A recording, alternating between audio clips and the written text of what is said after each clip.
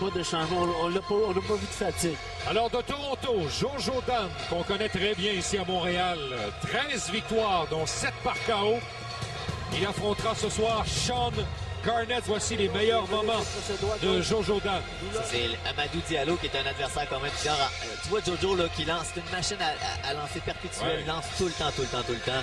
Je pense qu'il s'en vient aussi fort de sa gauche que sa droite. Il est spectaculaire à part ça. Oh oui, définitivement. C'est un guerrier. Dernièrement, là, on voit qu'il est en train de prendre un niveau. Il est tout le temps dans l'entraînement, essayer d'avoir des nouvelles choses. Je pense que cette année, en tout cas, ce soir, ça va me donner une bonne réponse à savoir aussi qui est rendu. Parce que Sean Garnett, moi je le connais, je me suis entraîné avec lui au Gleason Gym à New York. Puis c'est un adversaire coriace. Ben, messieurs, c'est un des seuls combattants de la Guyane qui a réussi à passer le filet des médecins, ça? Oui, ben écoute, c'est un gars qui s'entraîne qui habitait New York. Il est retourné en Guyane depuis 1 an et demi. Mais écoute, c'est un boxeur qui a boxé avec des boxeurs des combattants d'expérience. Ouais. Il a battu Epifano Mendoza, qui a battu notre Canadien Tocumbo Lolide. C'est un gros point sur sa fiche. Ses défaites, ben écoute, Marcos Primera avait affronté Joachim Alcine, avait fait une décision avec Joachim Alcine, avait envoyé Alcine au plancher. Donc on sait qu'il n'a pas perdu contre n'importe qui, puis il a battu des bons boxeurs. C'est certainement un combat très intriguant. Les deux ont des belles fiches, puis on va voir certainement pas un combat où l'issue est déjà connue d'avance. Je vous écoute, messieurs, puis j'ai le sentiment, c'est du domaine des feelings, si vous passez l'expression, mais je pense qu'on va avoir quelque chose de spectaculaire. Je pense que oui, On va avoir un combat ouvert. 2 gauchers en plus, donc c'est officiel qu'on a une grosse bataille. Il y a seulement un combat en Guyane. Tout le reste de ces combats se sont faits aux États-Unis, donc Ouais. non, on s'attend à une grosse bataille. Puis on sait qu'habituellement, les boxeurs de New York, spécialement ceux qui s'entraînent au gym de Gleason, Ouais. sont de très bons boxeurs parce qu'à New York, il y en a partout des bons boxeurs. Donc, quand tu réussis à t'entraîner là et tu fais une carrière là-bas, on sait que t'es de qualité. Et c'est pas des endroits où on tolère l'incompétence, messieurs. Non, parce qu'il en va de ta survie. Donc, Ouais. quand tu es dans le ring, il faut que tu sois capable de te débrouiller pour passer tes entraînements. Il n'y a pas de place à te cacher là. Donc, Alors, Jojo Dan s'amène ici sur le ring avec une bonne commande ce soir. Jojo a du plaisir, il est content de s'en venir. Ouais. Vous allez voir, c'est un gars qui est partisan de la boxe. Il aime regarder la boxe. Il aime pouvoir boxer. C'est une opportunité pour lui. Puis il est prêt pour une grosse bataille. Moi, j'ai mis les gars avec à quelques reprises pendant le camp d'entraînement. Puis je m'attends une grosse bataille de lui ce soir. Il y a quand même un paradoxe intéressant pour lui.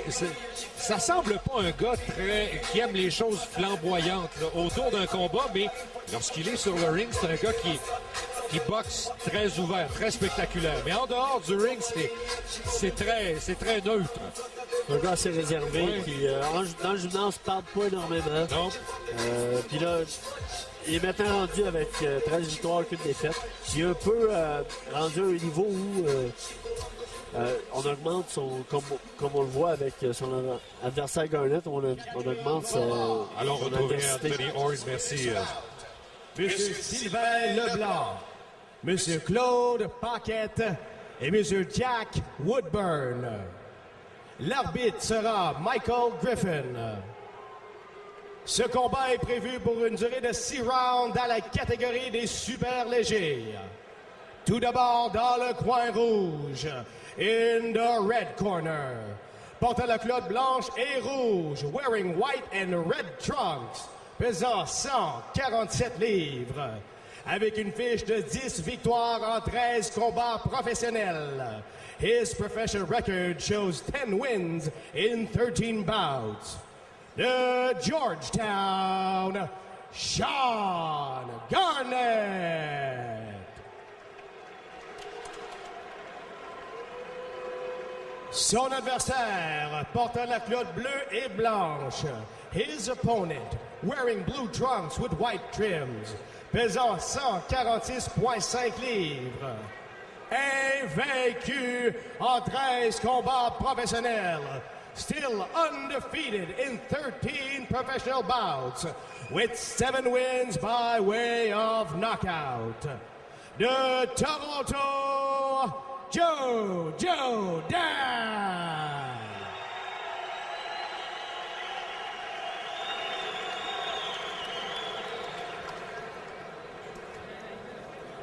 Okay, gentlemen, you both received your instructions.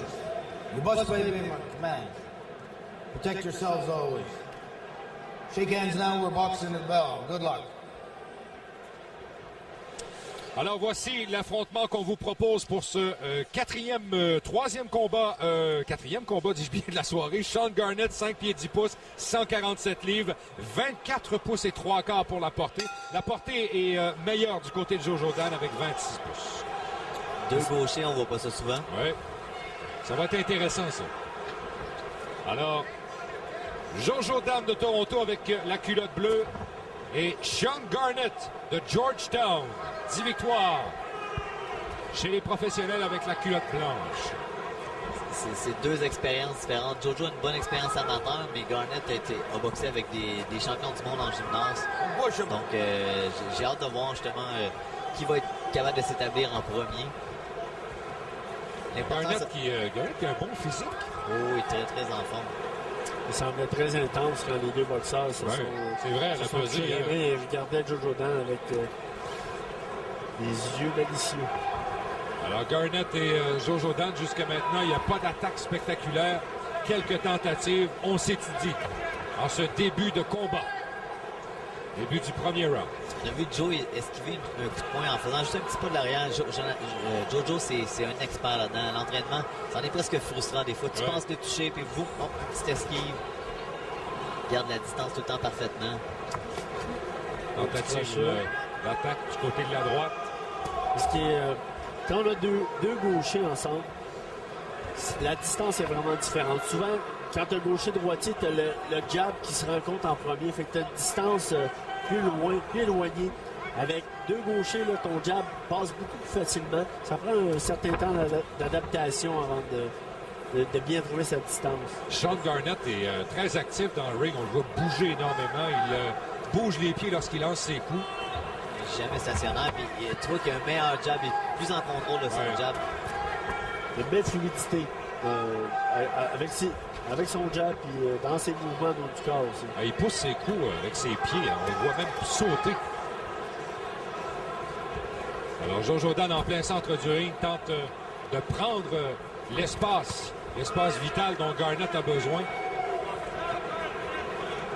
On est à la fin du premier round, un combat qui en compte 6.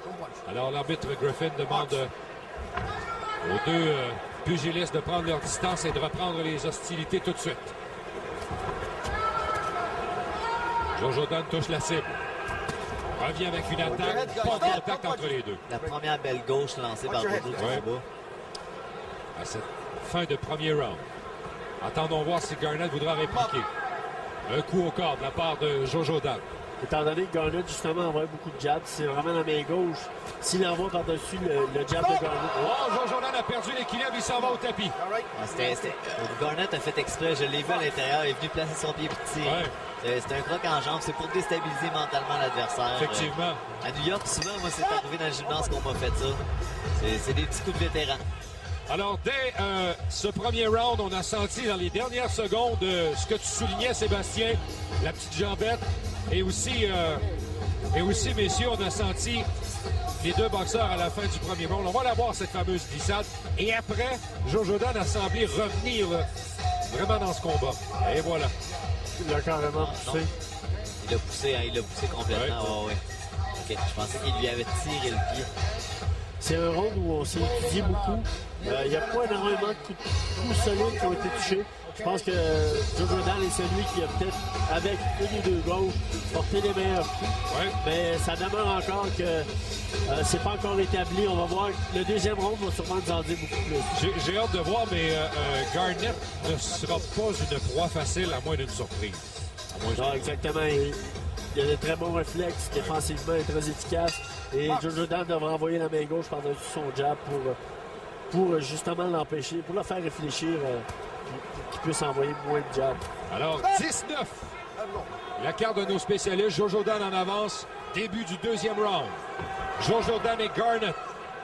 Définitivement le plus gros combat à Jojo depuis le début de sa carrière. Ouais.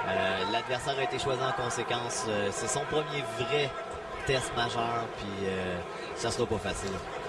Un bon escape de Jojo.